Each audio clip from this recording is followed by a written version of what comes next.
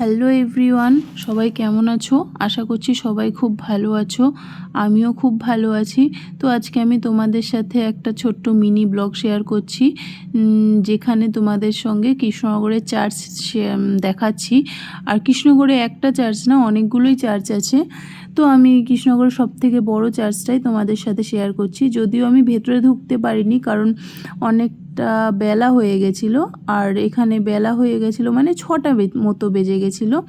আর এই 6টার সময় ওরা প্রে করে, সেই কারণে আমাদেরকে ঢুকতে দেয়নি।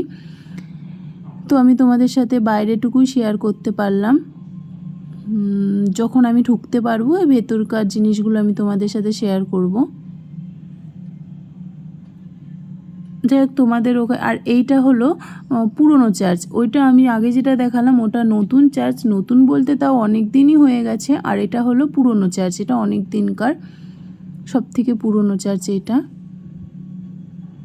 অনেক বড় চার্চটা।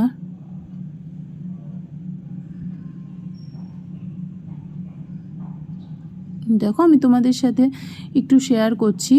আর সবাই প্লিজ আমাকে কমেন্টের মাধ্যমে জানিও যে আমার ভিডিওগুলো কেমন হচ্ছে। তোমরা কেউ কমেন্টের মাধ্যমে জানাচ্ছ না বলে আমি ঠিক বুঝতে পারছি না যে আমার ভিডিওগুলো কেমন হচ্ছে। আর প্লিজ সবাই আমার চ্যানেলটিকে like, comment, share and subscribe করে দিও। কমেন্টের মাধ্যমে না জানালে তো বোঝা যাচ্ছে না না যে আমার ভিডিওগুলো কেমন হচ্ছে। চলো দেখতে থাকো আজকের ভিডিওটা।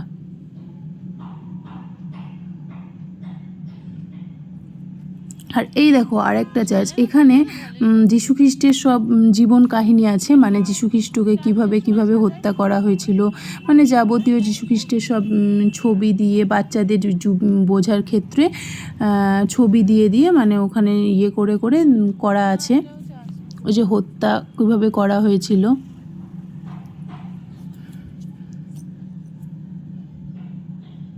যাই হোক, এই জায়গাটা প্রচণ্ড বড়। আর তোমাদের কেমন লাগলো আমার এই ব্লগটা সবাই প্লিজ জানিও আমাকে। এখানে প্রচুর গাছ লাগানো আছে, ফুল গাছ আছে। আর এটা 25শে ডিসেম্বরের সময় খুব সুন্দরভাবে সাজানো হয়, তখন আমি তোমাদের সাথে আবার শেয়ার করব। এটা হচ্ছে আমি বাইরেটুকুই শেয়ার করলাম, কারণ ভেতরে আমাদেরকে ক্যামেরা অ্যালাউ ছিল না।